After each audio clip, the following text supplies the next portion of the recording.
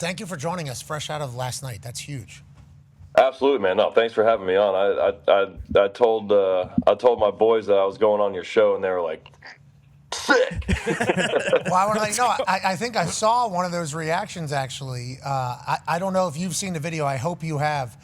Your boy finding out you're going out there for the ninth inning is like one of the most emotional moments I've seen now that I'm dad, like now that I have a 3-year-old and a baby boy. It's like the thought of that moment for him is like so huge. I couldn't even imagine how excited you get whenever you see the video back. But let's talk about last night a little bit. You're old as shit, dude. You are old as hell. You are 37, dude.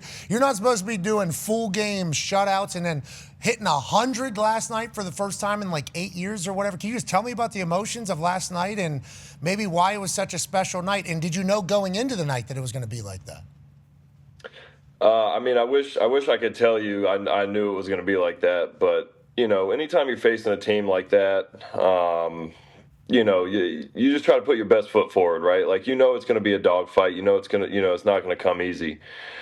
With the family stuff, it's fun just because like I'm glad I don't see that stuff until after the game because I mean that's so special. Like I mean, just look at that. I mean, how can you not get just fired up for that? It's cool though. I feel like all three of my sons. My oldest son last year went viral when I made that diving play against the Mets. My youngest son, who's 6, was on the big screen going crazy at the home run derby this year, and then that's my 9-year-old right there, my middle son, just losing his mind, and then being able to share that moment with my family afterwards was awesome. So. But just trying to keep up with these young bucks, I mean, shoot, it seems like everyone's throwing 100 now, so, I'm just trying to keep up with them. Yeah, you throw hard as shit, and we, obviously the graphic says 10-time All-Star. You want to Cy Young, you're a World Series champ, 37 years old. We've seen you play baseball for a long time in huge moments. Always been a super competitive guy, which I think goes to like the modern stats and analytics, which you talked about your 9-year-old there going crazy when you were going out for the 9th inning. It's like your style, you're like the last of a dying breed, just like throwing your ass off, like literally just throwing as hard as you possibly can. When did you find out you hit 100 last night? Does that happen in real time? And is that just literally adrenaline and like just being a competitor in that moment, having that happen? And how do you feel today? How's everything feel today after that? I've actually already played catch today. My 3 boys were in the backyard playing catch, so I went to go make that first throw, and I was kind of like, I made it, and I was like, all right, we're good. We're way to go. It's like waking up in the morning. You like kind of open one eye a little bit slow, and then you open the other one. You kind of look around. No, but everything was good. But just in that moment, I was lucky to be around some very competitive guys in my career, especially early on. And you only get one shot at being a professional baseball player. Like there's no going back and redoing this. So. You got to leave it all on the field. If you're not putting your best foot forward, it's time to go home. Honestly, that's how I feel. I got a coaching staff, a training staff, a front office, a fan base, and most importantly, my teammates that are all putting everything they have into it. So, as a starting pitcher, I'm out there once a week, basically. So I feel like more so than anybody, I have to leave it out there, anytime I take the ball. So, again, like I said, you're facing the best team in the league in the Dodgers. They've won back-to-back World Series championships. We got a sweep on the line, and we're at home in front of our fans. Once that adrenaline gets going, it's a pretty powerful thing. So Yeah. You get to a couple moments and you're like, it's either me or him, and we're gonna find out right here, right now. Yeah, and I'm thankful that it was you because like history's happening right in front of our eyes here, especially for me as a 39-year-old. And I couldn't even fathom you today. That is awesome to think about, especially after all the conversations last night about you going over 100, doing a full game, the amount of pitches that is, with all the analytics probably telling you not to do that, like that's happening. Waking up today with that ball, because I've had a couple days, it's vastly different than a pitcher because the amount of times you pitch, but like kicking, punting or something after like a long day, next day, like wake up and my entire shit is just sore. It's like, okay, this is just going to be a tough day today. You just going with the lads. All right, let's see how this thing goes today. Okay, we Yeah. are back. We're rolling. Yeah, we are. Well, And I get to go do it all again at the field. Well, thank you for doing that for us old dudes, but also for the good of sport last night. That was spectacular. Ty has a question for you, Chris. Yeah, Chris, it's weird because I'm getting to the age now. Like, I've watched you your entire career, and it doesn't seem like you're actually 37 now. Like, shit, I remember watching you in the Northwoods League when you were on the lacrosse loggers playing the Waterloo Bucks. But it's really cool to see what you're doing. Still, I mean, you're still obviously one of the best pitchers in the bigs. But we noticed we were at the All-Star game this year, and like the reverence, you talk about the young guys, the reverence that all those guys have for you and how they want, they were telling us they wanted to get into the clubhouse early to kind of just sit around and like share a game with you and kind of pick your brain and stuff like that. Have you noticed that as you've gotten older that like you want to give game to these young guys and you're noticing that like you are kind of one of the elder statesmen, in the bigs right now, and you're obviously still performing at as high of a level as you have, your entire career? Yeah, no, I appreciate that. That's kind of the cool part about this game is we all compete against each other, right? Like there's 30 teams, there's 26 guys on each team. And when we're in between the lines, it's business, right? But there is this certain like brotherhood, this certain umbrella that is over all of us. And, I just think back when I was a kid, and I remember, at my first All-Star game, walking in there, and I was in the corner with pitchers like Justin Verlander and CeCe Sabathia, Jared Weaver, there's Fernando Rodney was there. And I just remember just being like, man, like these are guys that I kind of grew up watching. And now I'm in the same locker room and just sitting there, chopping it up, talking baseball. I think that's a very important aspect of the game that shouldn't be lost. Just little things that, get passed down from generation to generation. I'm doing things that I learned from the guys before me. And I hope, maybe if there's something that I do or something that I say or a way I do something, someone, it resonates with somebody and they can use it and then they pass it on.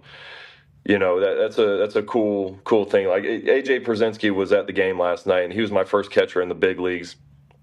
And he was like, "Man, I'm just glad you made it quick." And I said, and that's something I learned from Mark Burley, and I'm hoping, maybe in 10 years from now, there's a guy that learns that from me, but I learned it from him. And then you got 30 or 40 years down the line, and Mark Burley's still, a name getting thrown around because of, something I did, that's something he taught me, and something, someone taught him before. So this game it can be special that way. And, again, like I said, it's a certain brotherhood that you just try to kind of keep connected. But once those lights flick on, it's go time. Yeah, and we love the competitive edge that is happening 162 times.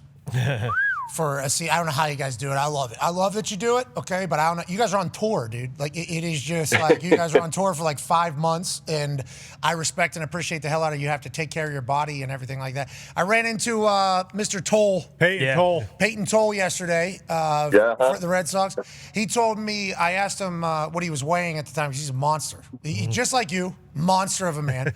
I go like, what are the dims right now? And he's like, 6'2", 75-ish, and he goes, I got a velo pouch right here, I just started laughing. I'm like, a velo pouch would be something that baseball people would actually, like, you talk about passing it down. It's like, that is a hilarious excuse, I assume, for some bad body pitchers. Like, hey, this is what it has been. We've had this. Quarterbacks are the same in the NFL. Very rarely are they super jacked. Just monster men keep the fluid going. So I do think like everybody that looks up to you that we talk to at the All-Star game does talk about you in high regard. I think that's cool that you should know that. You're watching your kids go crazy for you. You also need to know the rest of the league looks at you in the same regard. I wonder if that's internationally. Now, you talked about at some point it's either me or you up there. The person that was you last night is certainly a topic of discussion. Go ahead, Tone. Yeah, Chris, was it a coincidence that the 100 miles an hour was against Shohei? Or was it like when those type of guys, and Shohei being the guy for the last few years, is it a little more juice, a little more adrenaline when those guys step to the plate? Is that impossible to do, or is it just another guy when you step up there, or when they step up there? Yeah, well, I dare you to go throw a get me over fastball to Shohei. He probably hit that thing to the freaking Comcast building. So yeah, I mean, I think the game will dictate and tell you when it's time to kind of bear down and kind of dig in a little bit.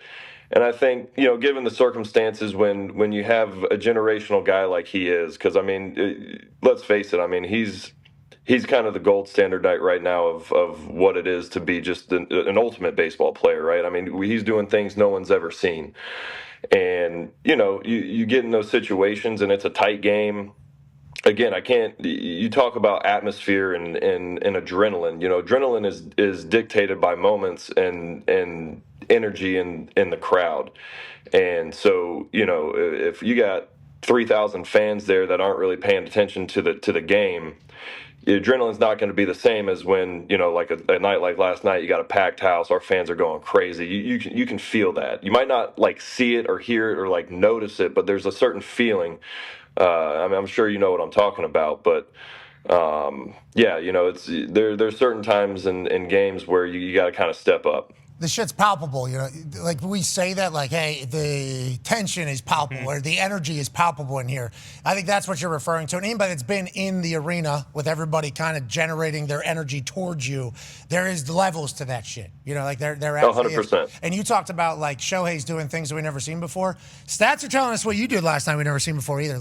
I'm not a baseball historian, but I think what you did last night, they're saying nobody else in MLB history has achieved all these feats in their entire career. Same game or not. Shutout 1-0 win. Shutout versus back-to-back defending champs. Shutout with 3 former MVPs in the opposing lineup. Shutout against reigning World Series MVP as opposing starting pitcher. Yep.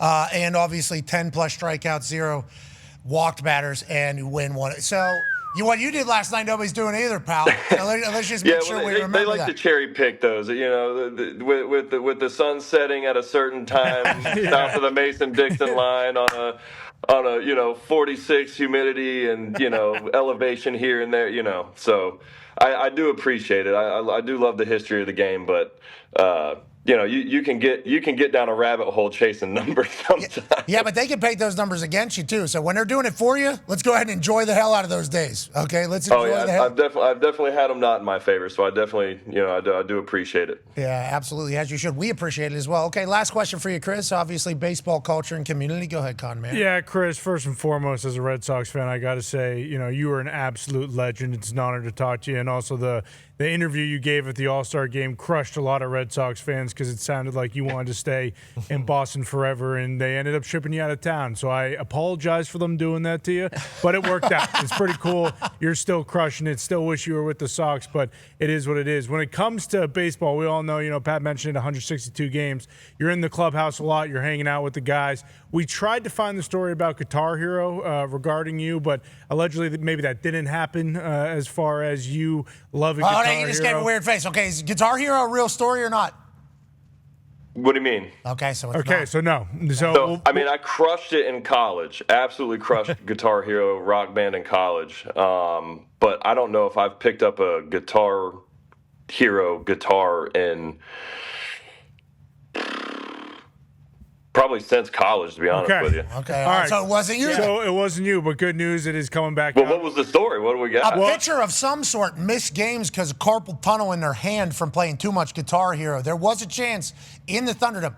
Obviously, this is not coming from my brain, but there are baseball people that are like, we think Chris Sale was like a beast at like guitar. an expert Guitar Hero. Yeah, that is how it came together. But obviously it was not you. It was not you. But as much as I was injured, it's not a crazy thing to think. I was 2 ribs diving for a baseball, and I had freaking 47 injuries for the last 6 years. So that you can just throw that one on top. No, we don't want to do that. No. Journalism. That was not you, but we do think it did happen to somebody. Anyways, go ahead. Yeah, and with the clubhouse activity, since it's coming back out, maybe you bring that out next year. I don't know, just something to think about. But when it comes to the clubhouse, what is kind of the go-to, hangout move? Are you guys playing cards? What are you guys up to in there? And what does it take for those clubhouses to really come together and go on those historic runs like you hope to do with Atlanta?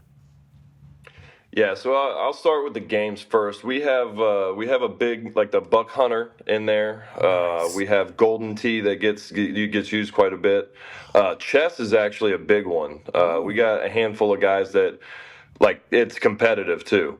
I'm not even joking. If you've ever seen, 4 or 5 people stacked around a table just watching chess. You guys got a timer and everything? We got a timer, do the whole thing, or is this just? No, not that official. Okay. Who's good? Who's the best chess player? Highest elo. Oh boy, I would say. Don't put on the spot. Multiple people. Who are playing Yeah, I was chess? going to say there's a handful of guys that are pretty good. I think Dahn and Holmesy are probably up there for the two top notches if I had to guess. Okay. What about Buck Hunter? That's your Dominoes game? is another big one. Buck Hunter's your game? You pretty good at Buck Hunter? You feel pretty good about that? No, dude, Austin Riley can wipe the floor blindfolded. I'm pretty sure him and I see Lane in there grinding a lot too. So I think they're the ones that are nasty on that. And Golden I'm Tee? too old, man. I got too much stuff I got to do today. I can't be playing games. Yeah, I gotta rehab this entire thing. How about I gotta go sit in a cold tub or put a stem on my arm or something. I gotta. Yeah, get better. Got too much stuff going on. How about the Golden Tee? Because there's a lot of cheats to the Golden Tee, obviously. I had one in my house for a while. That can tell you how big of an adult I was for a while. But, you can really cheat that gimmick in game. Are they doing that, or is this fair and square Golden Tee? We're trying to hit actual shots.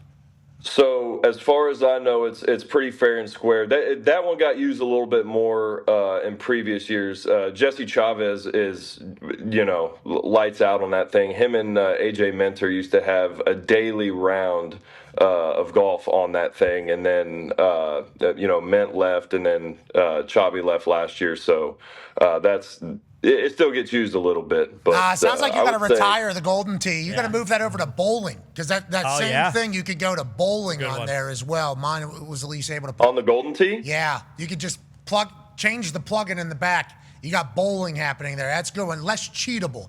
The Golden Tee. We'll get our IT guy on that. Yes, it's just a plug into the back, because it's just a screen, and then the entire thing, you get it. But you plug that thing in the back. Golden Tee, you see, and then 3 that thing off the drive, and you're hitting it like 400 yards. Yeah. Right around. Uh-huh. Yeah. So if you're playing against people that know what that is, if you know, you know. It is a vastly different game. Like if I was to show up at a Golden Tee thing at this stage of life and just playing against some random drunk at a bar, it's like he goes off first. He's hitting 7-iron. You're going driver around the stand. Yeah, exactly. So you do know what it is. Okay.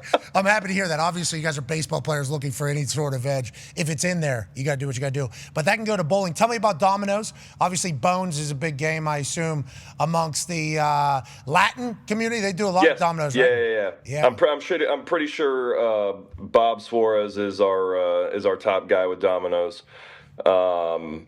Yeah, we get with it's right in the middle of the clubhouse, and it generally gets going right after BP. Some guys, once they get all their work done, they sit down and start slamming some dominoes down, and it can get pretty rowdy, man. They play on the bus too, or on the plane.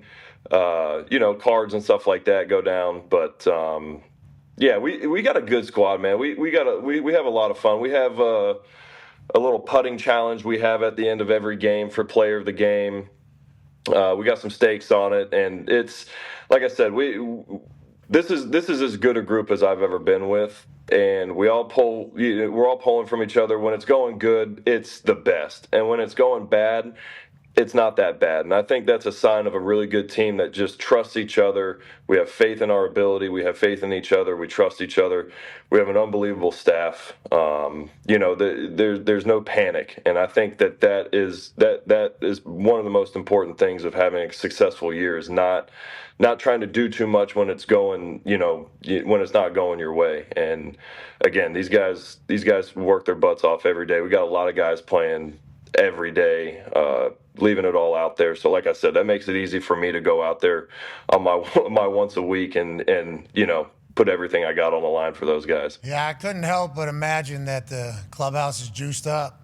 A senior citizen threw a full game shutout last night. Yeah. That's unbelievable. Easy now. Easy. No, yeah, that's unbelievable. What you did was awesome. It was spectacular. We got to catch it like in real time because we were traveling. So like literally we caught it. I rode the wave with you last night, and the way your 9-year-old looked whenever you came out for that 9th inning, I think we're all like, hell yes. This is old school baseball right here. Like this guy. He was feeling the energy too. Yeah, as he should. Yeah, he might have had a little bit of, a little bit of an adrenaline dump after that game. I assume we slept very hard last night at late night at the Sale House. But thank you so much for joining us. Absolutely. Thank you for your contribution to sport too, man. A lot of your life you've had to dedicate to being better at sport and being an athlete for all of us and your teammates and your family. You obviously get paid well, but I'm just saying thank you for your commitment to sport, brother. Good luck the rest of the way. I appreciate it, guys. Thanks for having me on. What do I need to do to get more velo? Let's say I used to throw 98, 99, 100 all the time. 100 regularly. All the time. Regularly. All the time I used to throw. I actually stand like this kind of, and I have a big Pittsburgh Pirates P on my head. And I used to throw 100 all the time. I mean, it was just kind of thing. And then out of nowhere, just kind of didn't. 96. And then it became like a talking point for a long time about me not being able to hit whatever. And then out of nowhere in San Diego on like a Tuesday, all of a sudden 100 is back. Talk about Paul Skeens, not me, even though it could be confused with me. I did do that. I was picking up what you were throwing down. Okay, I didn't know, because you could have thought that I maybe did have a little fucking gas in the tank. But Hey, I've seen you on a football field. That athleticism is. So I wasn't gonna count it out. I can't throw a strike though. I tried. I actually can't do it. Hey, you can throw a pass though, which is probably more impressive. Thank you, very kind of you. But that's like in an area. I can't get a baseball through the strike zone. I tried with Kurt. Hey, I'm not trying to hit a moving target. You had to hit a moving target. Think about it. Yeah, you're right. Maybe I'm better than Chris Sale. So let's go back. Let's go back to what I was saying. Do you in the pitching community reach out to Paul? Do you watch this happen? Has anything like that ever happened to you where you lose velo for some reason and maybe you don't know why and everybody's trying to tell you why or what's going on from outside looking in who doesn't really know you?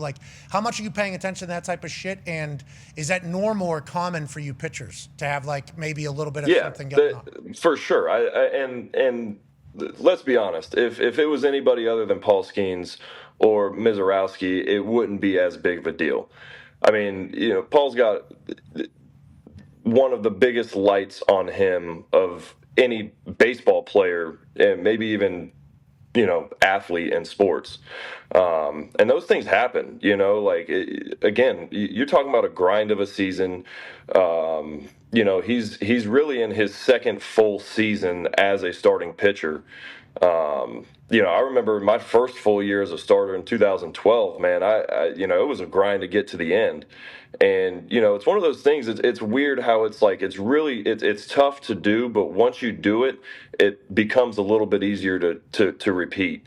And I got to be honest, I laugh at the people that are worried about Paul Skeens, and I envy their unawareness to sport. just to be that oh, this guy's done, or whatever. He's never gonna do, whatever it is the talking heads are saying. He's freaking Paul Skeens, man. And let's not forget 97. No. Not that bad. Not that bad. Are you guys? Hold on. Do you watch Dahn, or do they tell you in Paul when he threw 100 finally for first time, long time? Did he know in real time that happened? You throw 100 for first time, long time. Do you know that in real time? Do you look at the gun? Do they tell you? Coming out, did you know it was probably going to be that? How do you find out? I'll peek up there every once in a while. I'll be honest. My slider's the one I look up the most at, because a lot of times if I'm overthrowing it, it won't really kind of do what I need it to do. So if I kind of start getting over 83 miles an hour, it's all right, I'm kind of overcooking this thing. But yeah, I mean, it again, it's with all the cameras, with all the media, with all the technology, with everything we have now, it's every pitch gets analyzed and, even potentially overanalyzed. So no, I'll let the rest of the world worry about Paul, because I'm not worried about him at all. So you agree it was D-Rose fault? Yeah, it was Team USA World Baseball Classic. DeRosa. This is D-Rose fault. That's what we've been banging that drum leave since. D-Rose alone. I know. He's the man. We love him, but that is why we've just been blaming him for everything. Roman Anthony gets sent on assignment. D-Rose. Thanks, Mark. Yeah, Paul Skeens. Y'all are ruthless. We got to talk every day, okay? And I'm glad you were nice to me, but y'all are ruthless. No. We're kind. We're kind. Yeah. D-Row, though, this guy, uncut with what he's done to every. Okay, all right. We appreciate you, dude. I'm going to be sitting out there in a start. If I hit 94 in my next start, I'll be like, oh, man, they're going to be killing me in the next one. Was that the last time we saw Chris Sale really have it? Shouldn't have went done. Throw me in the used toy bin. I'm done. You're the man. You were great last night, and I can't wait to watch you finish this entire season out with the lads, who seemingly are very tight. Good luck out there. We appreciate you, dude. Tell the kids and family we said hello as well. Will do. Appreciate it, guys. Thank you. That's Chris Sale, ladies and gentlemen. And he was phenomenal. Unbelievable. Yeah. Okay, so we sent the request in, and we said 5-10 minutes, just kind of want to hit, like, the family and the night. Obviously, that was awesome to watch as a sports fan. And just him coming in being so chill was awesome. Thank you, Chris. We appreciate you. Thank you. Baseball has been having a lot of moments for us.